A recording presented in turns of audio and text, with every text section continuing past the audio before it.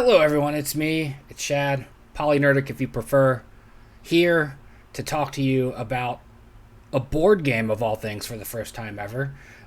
Those of you that know me know that I love tabletop role playing games. You can see it over my shoulders. Here in front of me, where you can't see, there's a bunch of stuff. Over there, there's a bunch of stuff. I love tabletop role playing games. And I like board games to an extent when they're not competitive. I like cooperative games. I like games with a story. I don't like games that are head to head or, 3 people, 4 people competing. To that end, I found the perfect game for people like me. And it's right there over my shoulder. It's called Final Girl. It is a single player board game.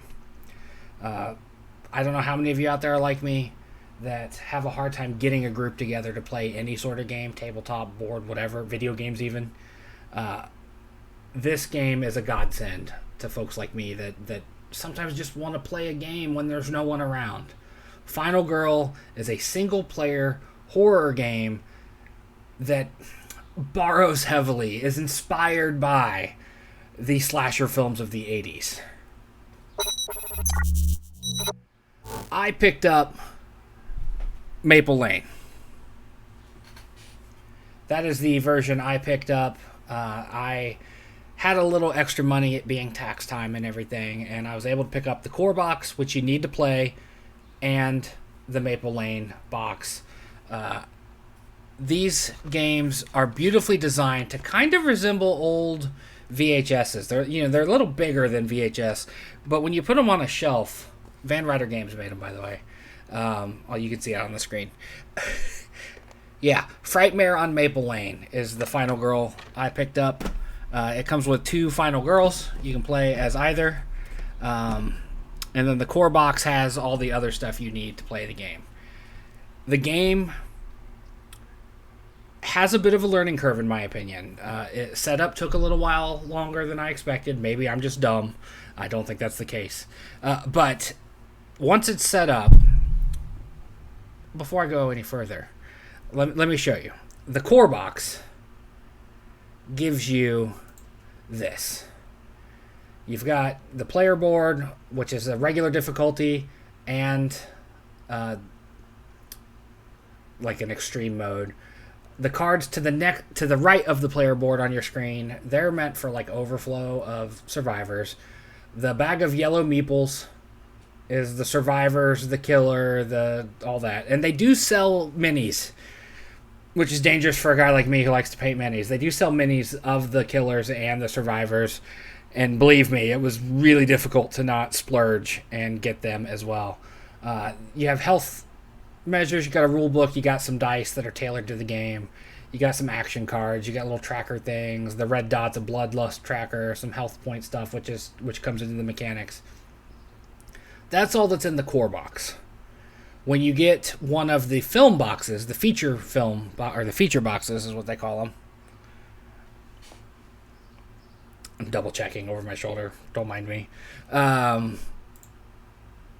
You get more specific stuff. You get the play space, which you see in the upper right. You get the killer card, which is the upper left. You get the terror cards, the event cards, the setup cards.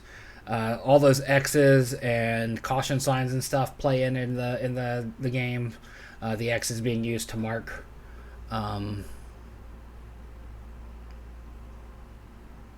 houses you've searched and stuff. All together, you set it up, and it looks kind of like this. This was my setup when I played just a little bit ago. I ended up having to stand up to play because my table isn't wide enough to accompany the game. My desk might be if it didn't have a bunch of half-painted miniatures on it, or tabletop books over here. It absolutely would be if I got rid of all this stuff. But anyway, that's the setup. You pull an event card to figure out like the starting scenario. For me, the reason all the meeples are on the street is I pulled that it's the 4th of July. So everyone's outside partying in the streets, and it led to utter disaster, as I think I was able to save like 4 of the victims from our generic Freddy Krueger guy. Game took about start to finish about 2.5 hours from setup to completion of the game. Now, I made some mistakes in the gameplay because it does have rules. It's a game. And I did have a few missteps along the way as far as, damage being dealt to either I or the killer when it shouldn't have been, or just missing some steps, upping the terror, the effect. I missed one of the minor special ability things. I prematurely flipped the finale card and had to replace it. I made some mistakes in my playthrough, but I had a lot of fun in it. It's not like it's telling a story. It's just strictly a slasher film played out on a board game. You have 4 phases. You have your attack phase or your action phase, where you burn actions based on time. If you see on the Final Girl card above Miss Sheila there's the hourglasses. That gauges how much time you have to do things, and certain actions take time.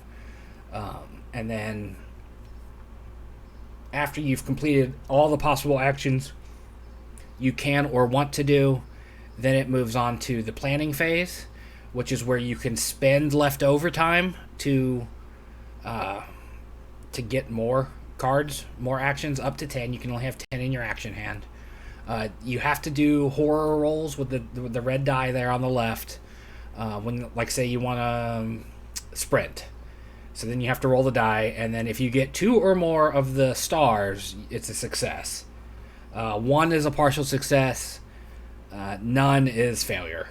And failure typically has 1 or 2 options. It always has 1. Like, some of the failures increase the terror radius. Others cause damage to you. It's things like that. And then after your action phase, your planning phase, the killer gets to move. And the killer, usually, in the game I played, his move was always to move towards the nearest victim or me, Final Girl or victim, and then attack. And because the victims only have 1 hit point, it's a guaranteed kill.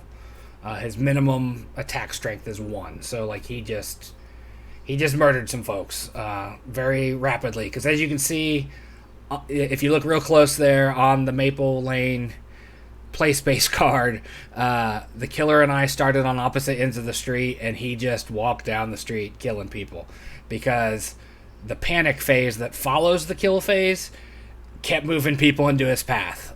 Kept me safe, but he killed a lot of people. Phenomenally fun game. I could not recommend it enough. They have it at my friendly local game store, so it might be at yours. Check. Or you can find it at Van Ryder Games and a variety of other online outlets. I got the 2 boxes for about $35, but I got a deal on them. They run in the $19.99 range each. Once you only have to buy the core box once, and then there's all kinds of them. Like I said, this one is kind of Nightmare on Elm Street. Dr. Fright, he's the Dream Doctor. There is a Camp Crystal Lake kind of one. There's an alien one. There's all sorts of different iterations, ghost stories, slasher films, all sorts of stuff that ultimately play out the same way. It just comes down to what the killer can do, what you can do, what you might find. Because at the top of the desk there, at the top of the table, you can see some items. I ended up with a bow and arrow and a rifle at different points in my run. I will absolutely play it again. I cannot recommend it enough. If you have the time and lack the social circle to game when you want to, it's a good stopgap. It's a good Band-Aid on a situation where you want to play a game and no one's around.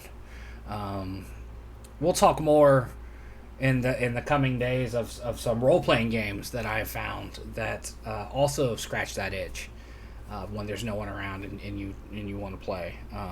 In fact, I'm going to record one of those next. But Final Girl, absolutely a blast. Once you get past the setup, it has the feel of something that every time you set it up, you're going to get faster at it. I've played some other board games that have some significant setup hurdles, but every time we've played them, it's gotten faster. You just know what to do. You don't have to stop and read every step of it. Once you get used to it. But because this was my first time, it took a little longer to get set up. But once I set it up, I could not stop playing it. Like, even when I realized I made mistakes, it was like, you know what? Let's just keep going. We can self-correct. It's amazing. Check it out. I will try to put links down below the video for you to be able to find this wonderful game yourself. Check it out. I think you won't be disappointed, but what do I know? Thanks for watching. Make sure you like, follow, and subscribe. You can find me on Twitch. You can find me here on YouTube. And hope to see you around.